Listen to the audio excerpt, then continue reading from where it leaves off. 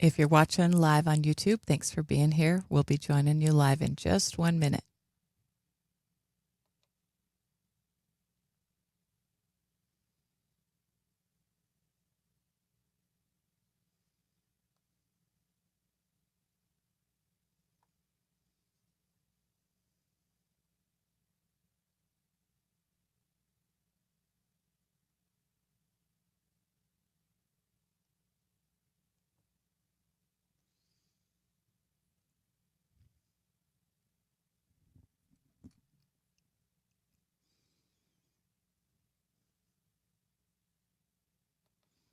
Hi, Facebook friends. We're going to be beginning the show in just about 10 seconds. Hang in there with me.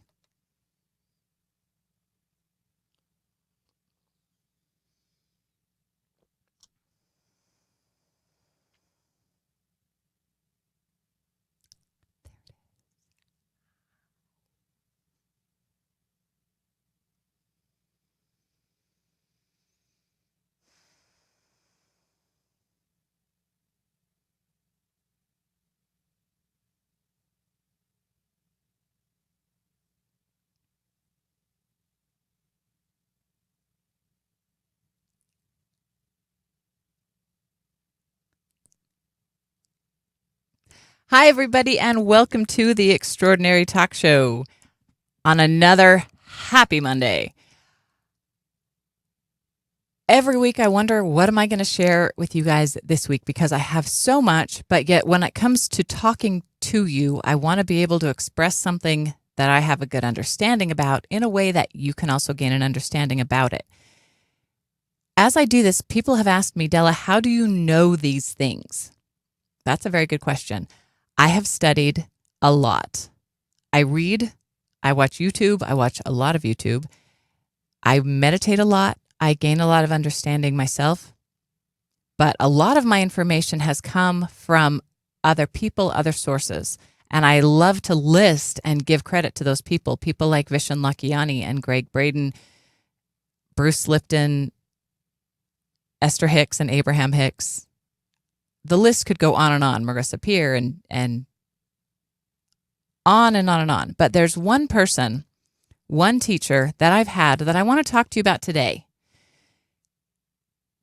This teacher has opened my mind and my life to new opportunities and experiences in a way that I could not have predicted would have happened. But that's been the fun of my life, especially these last few years, is taking steps, knowing that there's something really, really juicy down that path, not knowing what it is, but knowing it's going to be juicy. So going down that path and then finding these beautiful, amazing, wonderful life moments all along the way. Well, let me start a long time ago. About 30 years ago, I went to a slumber party. And it was actually a slumber party for little girls, like 4, 5, 6 years old. It was my best friend's older sister who was running the slumber party. It was her daughter and her friends. One of the things that my friend's sister did was she hypnotized these kids. And it was very fun. It was playful. She didn't do anything weird. She just kind of had them like hold up their right hand or hold up their left hand. And it was kind of funny, just really little silly things. But I had been interested in hypnosis before that. And my friend's sister taught me how to hypnotize people. So I was left alone at the age of 12 or 13 with the ability to put someone in a trance. And the only way I knew how to use that was at slumber parties with my friends. And that's what I did. And it was kind of fun to hypnotize my friends and then give them post-hypnotic suggestions and then have them come back to me the next day and tell me things or do things that I had told them to do under hypnosis. It was kind of funny. And as a kid, we really were just playing with a state of alpha brain level, which at the time I did not understand the brain states. Now I do. A few years ago, when I found Mind Valley and through Vishen Lakhiani, I found this lady called Marissa Peer. And she's a British lady, and she talked a lot about hypnosis. She's a fabulous hypnotist, therapist, coach, and she's helped people through some amazing things with her hypnotic styles. Her biggest message that I love so much is you are enough. The number one problem facing most people alive today is the belief that they're not enough. And that's a false belief. It's a lie. And she helps people learn to incorporate the belief, really, truly incorporate it, that they are enough. And I loved Marissa Peer for that. And that got me all excited about hypnosis again. And I looked at Marissa Peer's course because she teaches a course doing what she does. And it looked really, really interesting. And it's an excellent course, but it didn't feel right to me. So I kind of kept looking, and I found another guy named David Snyder. And David Snyder taught me some phenomenal things. He's got about 1 million YouTube videos, and they're all of him teaching classes on different things. And he's a very, very smart guy, and he taught a lot of things. And I specifically learned some of the energy healing that I use from David Snyder. He also taught a hypnosis class, and I looked into it, and I didn't feel like it was the right thing for me. So I kept looking, and I had set the intention out that I was looking for the hypnosis course that was the right one for me. Well, there's a thing about how the universe works that when you ask, it answers. And one day, actually for several days, I was watching YouTube and I kept seeing suggested videos of this old lady. She looked like a grandma. And I couldn't understand what she was doing there, considering the types of videos that I was watching, that didn't seem to fit. But one day, I didn't click off of that video and the suggested video just played. And it was this amazing woman. She was about 80 to 84 in most of the videos that I was watching. Her name was Delores Cannon. And I became enthralled with Delores and with her work. Delores started doing hypnosis when she was about 40 years old. Her husband was a Navy man. He'd served in Vietnam. And then back on the base, he was doing hypnosis with some of the other people that lived on the base, helping with things like nervous eating and stuff like that. And Delores would just help him. And they had several kids. He got in an accident. They moved to Arkansas. There's a long story. One of the times that they were doing hypnosis together, one of the girls that they were working with her on nervous eating. And it turned out that she was a somnambulist, which means that she went into a very deep trance very, very easily. And not only did she go into a deep trance, but she started talking as though she was a different person. And she started telling stories about her childhood growing up on this farm and marrying a man that she didn't like or even love, and leaving him to go be with a mobster in Chicago. And it turned out that this was kind of taking place in the 1920s, this whole story. And it all came out through multiple hypnosis sessions. The story of this woman's life, where she had grown up on this farm, then run away to be with this mobster from Chicago and had lived as his mistress outside of Chicago for the rest of her life. And was even buried in the family cemetery, which her husband or her boyfriend's wife was not very happy about. But she told this whole story in hypnosis about things that this woman had never seen. She had never visited these places in Chicago. She didn't know how things worked in the mob in the 1920s in Chicago, and yet she was telling stories about this. And it became clear to Delores and to her husband, who was helping her, or she was helping him at the time, that this was clearly a past life that this woman was talking about. And Delores recorded all these sessions and wrote them down into a book called 5 Lives Remembered, because they took that woman and went back into other past lives that she had also lived.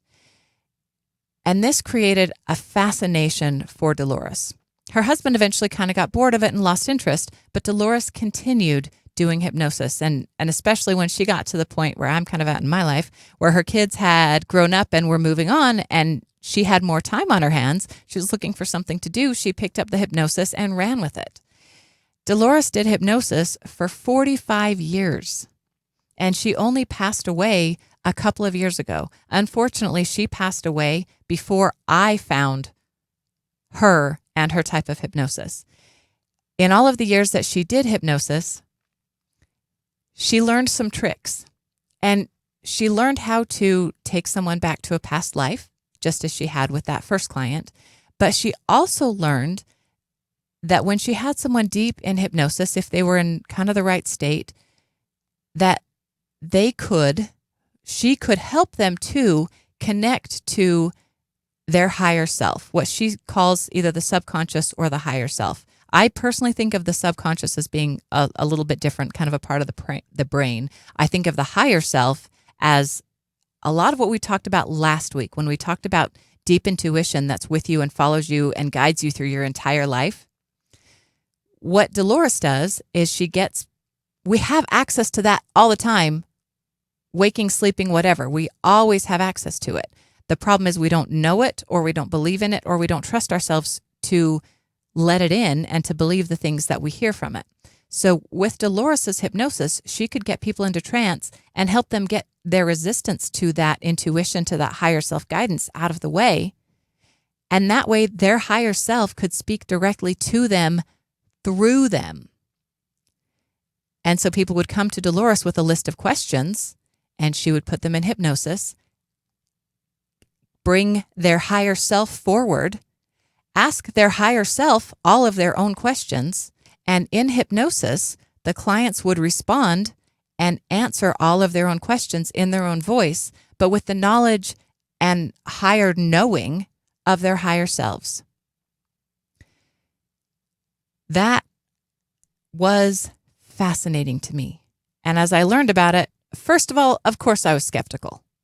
Just like I hope you guys are of me and the things that I teach you. I don't want you to believe anything just because I say it. I encourage you to look up Delores Cannon, study her work. That first book that she wrote, 5 Lives Remembered, she couldn't find a publisher for it. So she just held on to it. She held on to that manuscript. Delores ended up writing over 20 additional books.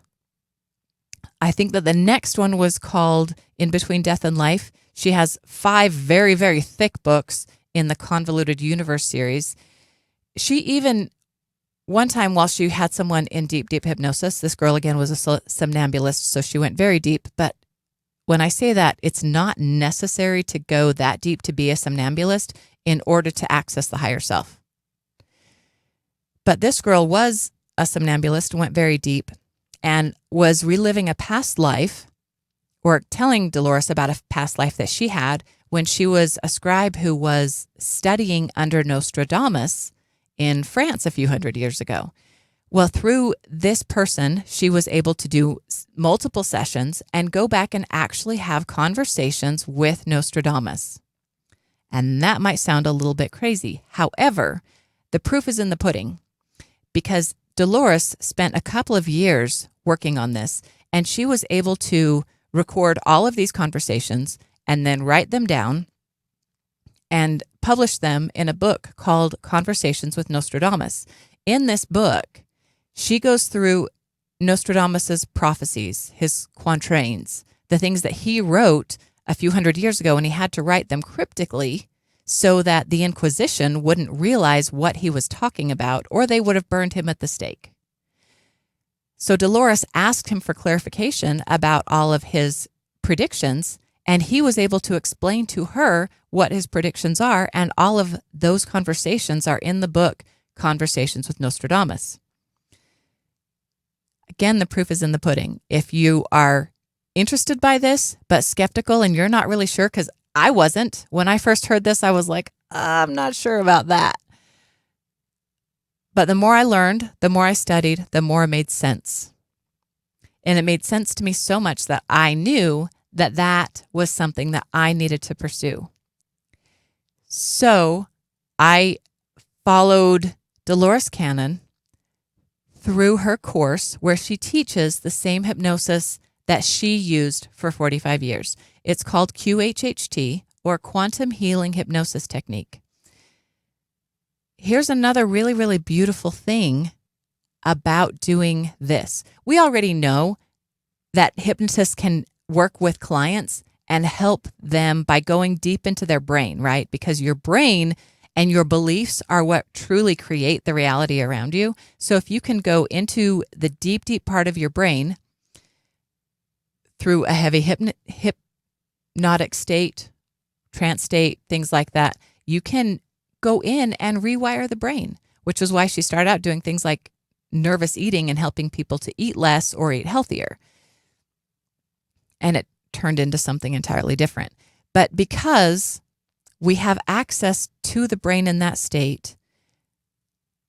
The clients who come for a QHHT session can actually say, I have these health problems.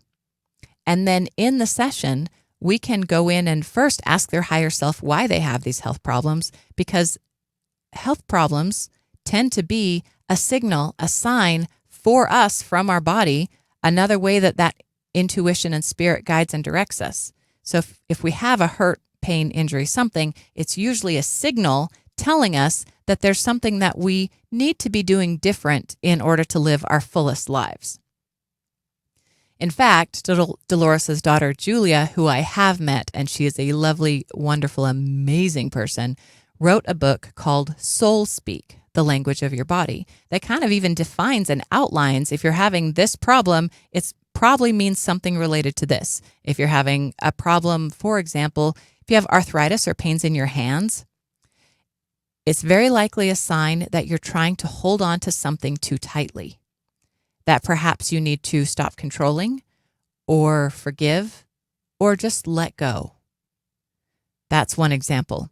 And our bodies are very fascinating in the way that they tell us things very, very literally. Like with your hands, if your hands are hurting, it's because you're holding on too tight and you got to let go. The rest of your body is very much the same. People who have problems with their bowel and bladder often need to eliminate something from their life. And bowel and bladder is all about your body's elimination methods, right? I had a client last week in QHHT who was having a bladder problem, and her higher self was able to tell her, you need to eliminate some of these things in your life, and gave her some specifics on what those things were. I'm not going to share any more than that with you because that is her business, and I respect her confidentiality. So, quantum healing hypnosis technique, when you can go in and tell the brain what we want it to believe, the power of the brain is enormous. It's phenomenal.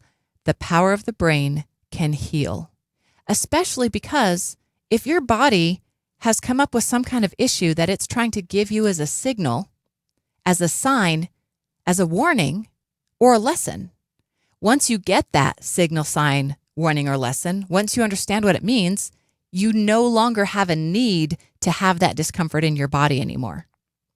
Once you've gotten the lesson, message, etc., the signal in your body, the pain or discomfort that was telling you that message, is no longer necessary, and it can go away.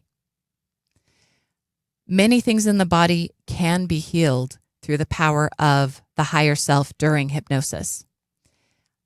I've seen and experienced some pretty amazing, phenomenal, beautiful things during hypnosis sessions. And all of these things are things that I only know or have had the opportunity to see and do because I have learned and studied quantum healing hypnosis technique. It's something I've talked about a little bit on the show. It's something I've mentioned. I started studying it about a year ago. And then in November, I went to Hawaii to take the official level 2 course. Took level 1 online, level 2 in person in Hawaii. There's actually a really great video that has me in it on the QHHT website talking about the level 2 training. So if you're interested in getting the training, check out that video because I'm in it. And because if you're interested in doing something like that and it's something that you're truly passionate about, you should really, really follow that. Quantum healing hypnosis technique is absolutely phenomenal because it's so unique every time. Every time I perform a session for a client, first let me tell you what that looks like. If someone calls me and books a session, I book out 5 hours of my day for them. This is not a 1 hour long process. I'm not going to bring you in, wave a shiny object in front of your face, and snap my fingers at you.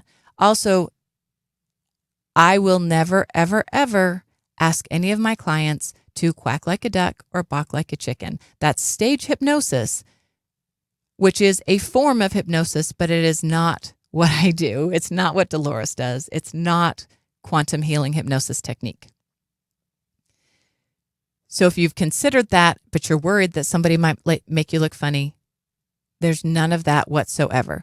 In the 5-hour session, I take about 2 hours, sometimes longer, to sit and talk with my client, and we talk about what their life has been like, the conflicts that they've had in their life. Their childhood is always very important because we know that 0 to 7 time frame when we're on download mode and we get viruses downloaded into our brains very often by the people who love us the most.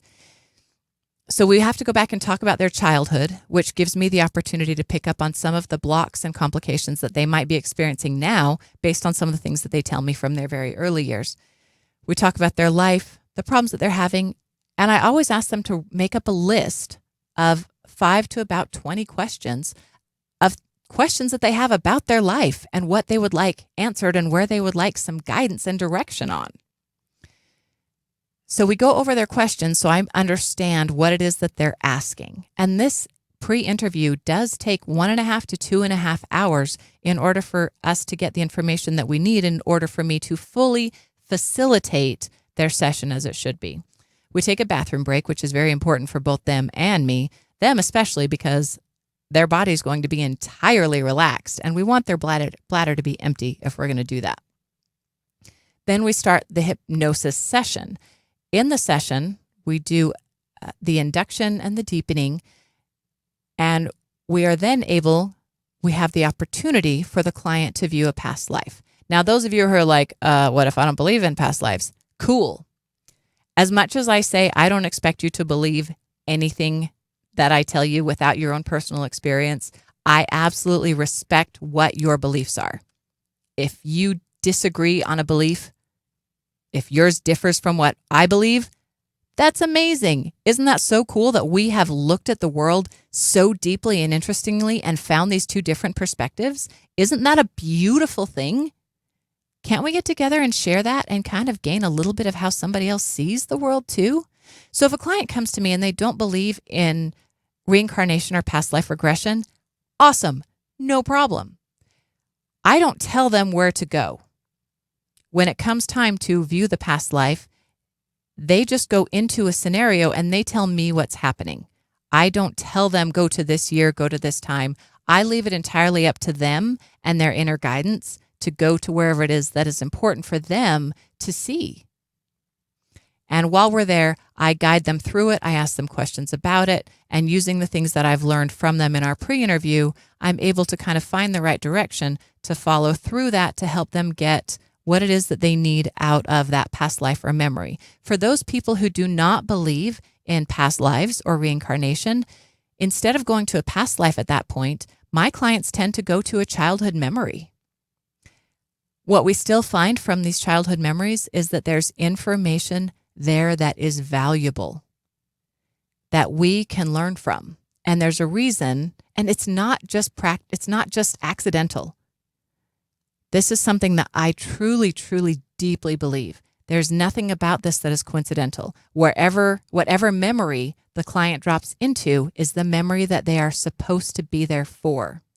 Their inner guidance has brought them that memory because there's something there that is healing and beneficial for them.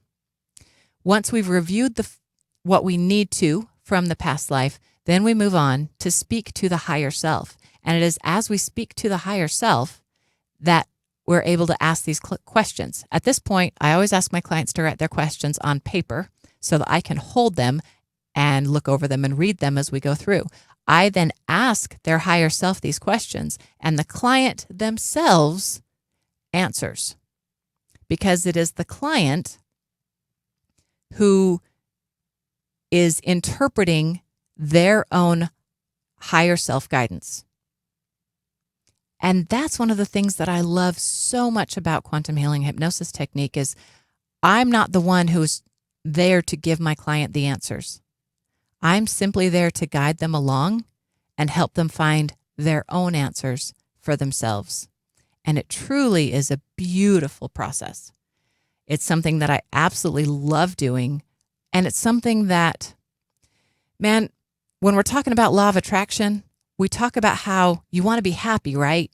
In order to really have the abundant and magical life that you want, you got to be happy. You can't wait for the mirror to smile in order for you to smile at it. You got to smile first, but as soon as you smile, that mirror will smile back at you. As you share things with the world that you love, you receive a reward of abundance. And that abundance can come in joy and love and money and health and well-being and all of the different ways that it can come.